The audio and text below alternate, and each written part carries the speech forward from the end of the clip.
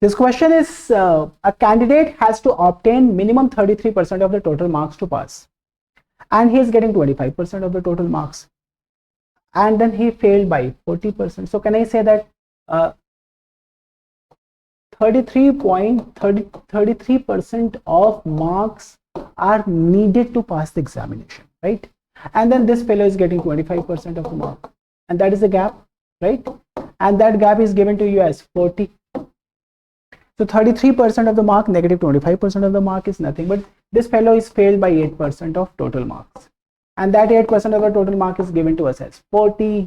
So 8 over 100 into total marks is equal to 40. 8 into 5 is 40. So total marks would be 100 into 5, and that is coming out as 500.